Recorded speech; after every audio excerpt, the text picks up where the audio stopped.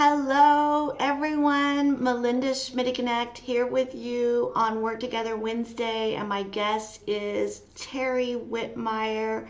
She's going to be sharing with us. She said an interesting thing to me. She said every business person has at least one book in them. So we're going to unpack that. What does she mean by that? How can we leverage this? It seems a little daunting. I like to write, and it seems a little daunting to me to write a whole book.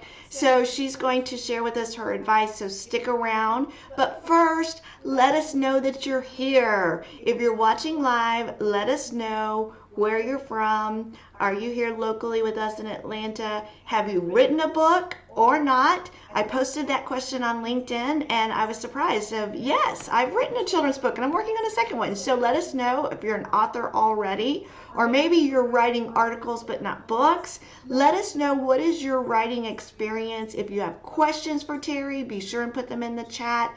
If you're watching this on replay, please type in hashtag replay so that we know you were here.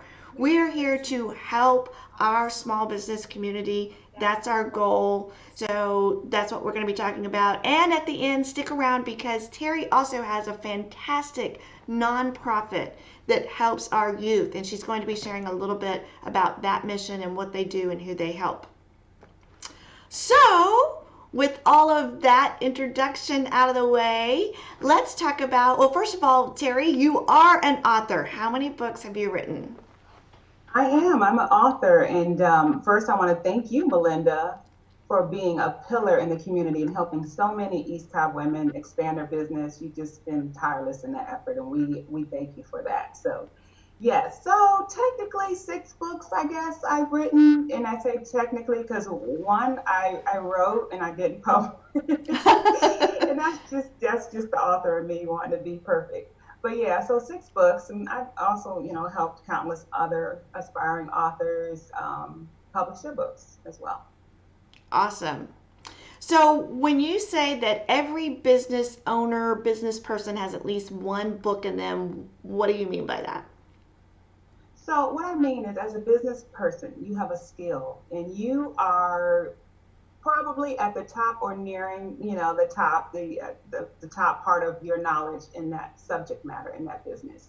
So, in order to capitalize on your skill, in order to stretch your brand, gain credibility, and also just kind of create an alternate source of income, stream of income, it's great.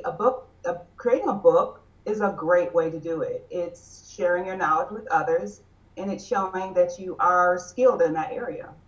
Okay. So that totally makes sense to me. I've I've thought about writing, social media for dummies, although that's already written, but my version of that. Right, right. There's Um, tons of books out there that duplicate others, but no one has your unique story, your unique way of presenting it, and your history as to your why. So I don't say, oh, there's already one out there, do something different. It's always going to be somewhat different when it comes from you because you're unique. okay. Okay. So that's a good point. Mhm. What about the aspect of even just your journey as a person, what you've learned, your life lessons, how you got to where you are in business?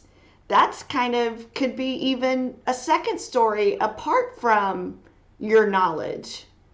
Right. There's stories all around us, and there's fiction ones where you take an everyday event and you say, "What if?" Like, and and you make the ending, something incredibly exciting, a journey that, or adventure or a journey, and you embellish and you make that book exciting. But it all starts with "What if?" Like, everyday event. What if? I tell my kids, "What if a dinosaur came through your house and had dinner?" So when we're writing, now you got the imagery, and they're like, "Oh my goodness, yeah, mom's making spaghetti, and here comes, rhinoceros, whatever." And it's the same with a business. You can take your business and make it, of course, a nonfiction, and you could journal your everyday activities. You can write a memoir about a client that you ran into. You can, even taking it further with individuals, you can create your family history. You can interview elders and all this great history that a lot of people don't know. It's great for any culture to look back, and we're losing that now with a lot of our older relatives passing on. So capture that and make it available to future generations. So it's all types of books you can have. Awesome. So, and that just gave me a thought. I've thought about my different networking scenarios in life. Like sometimes you go to a networking meeting and you hit it off with somebody and it turns into business right away. Sometimes it takes 7 years that develops that relationship until it actually shows profitability. So that's an idea where I could give kind of some scenarios from my lessons I've learned in networking and relationship building. And there's your title. There's your title right there. So if we have an idea, we think we want to do this, but we're daunted, what are your best quick tips? Well, I'm going to be honest with you. Writing is not easy.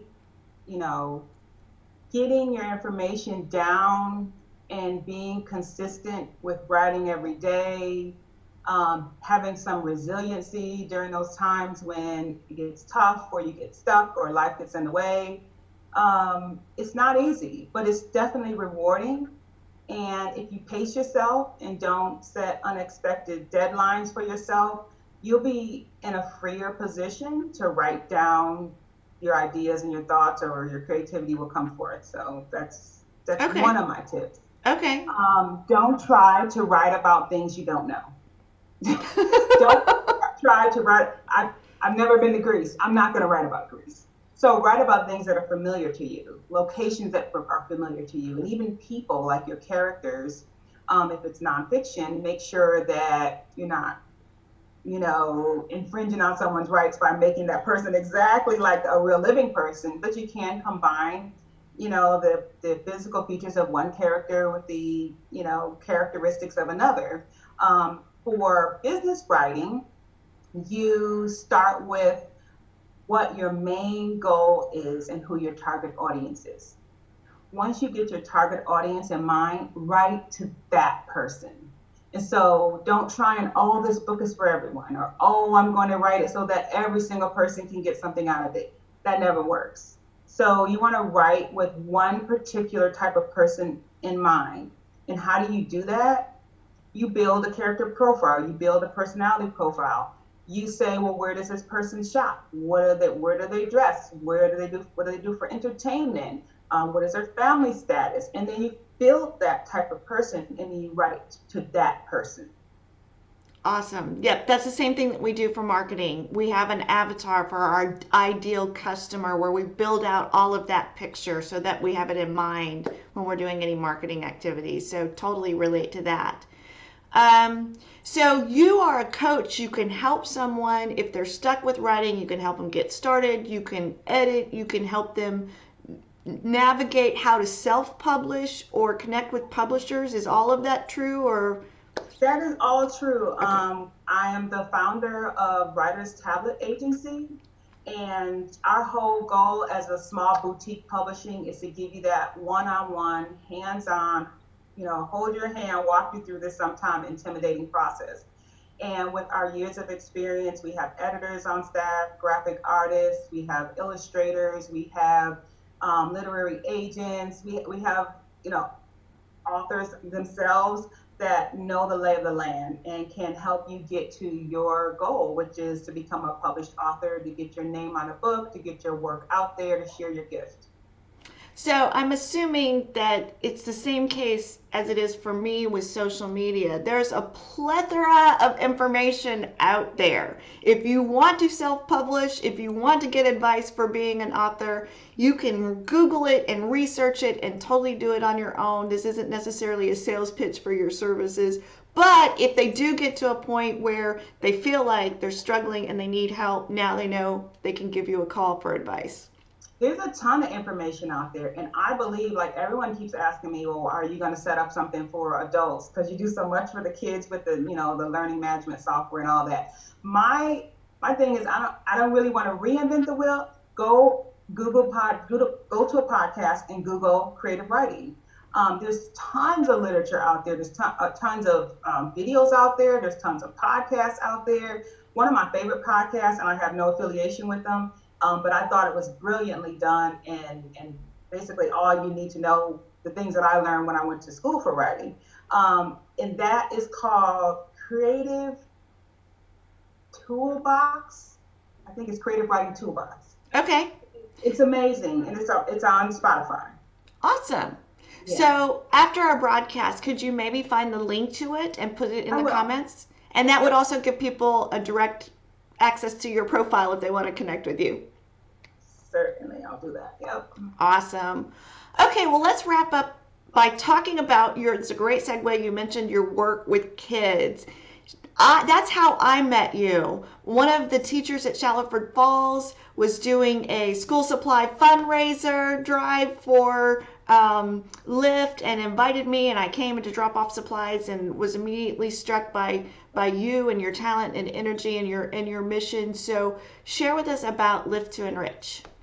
So Live to Enrich, our goal is to elevate the creative writing in the future generations, and to give them an outlet and prepare them for real world writing, which I think the school does a great job with technically preparing them with language arts, etc. But there's something about getting your hands into a real live project. So we have basically a 12-week program that ends in a capstone project where they are either becoming published authors or they're learning how to create their own business using marketing tools. They are journaling. Journaling is huge. It's one of the main things that I think we're missing out on with our kids and adults. Just even through every psychiatrist and psychiatric manual or journal you can read, advocates the benefits of journaling, and especially gratitude journaling.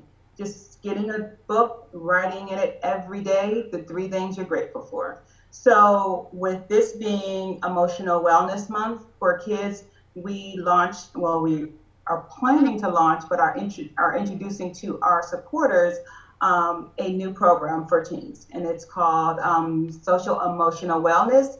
And it's the subtitle is to glow up, because all the teens want to be better, and they think the answer is looking on social media and comparing themselves. And so we're teaching them the real techniques on how to develop your personal branding, which follows you everywhere, how to develop your resiliency, how to deal with conflict, have some more emotional intelligence as far as how to relate to the world, and a lot of self-awareness. So those are keys, and journaling is the foundation.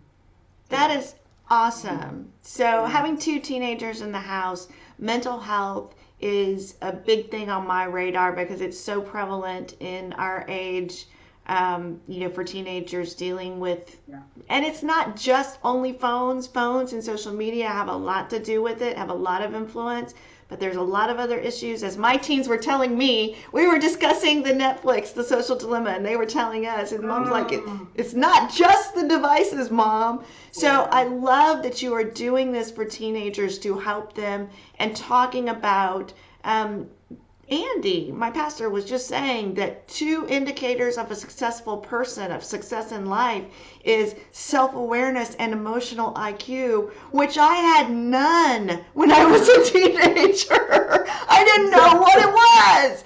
So I'm so grateful to you for providing that program for teens and branching out beyond the elementary age kids. I've made a donation to the program, a small one. So thank you for doing that. Thank you for serving. And we will put links to information about Lyft also in the comments for this video in case you're interested in learning more, in case you know someone who could benefit from it, or you'd like to make a small donation. All of us coming together as a community make a huge difference.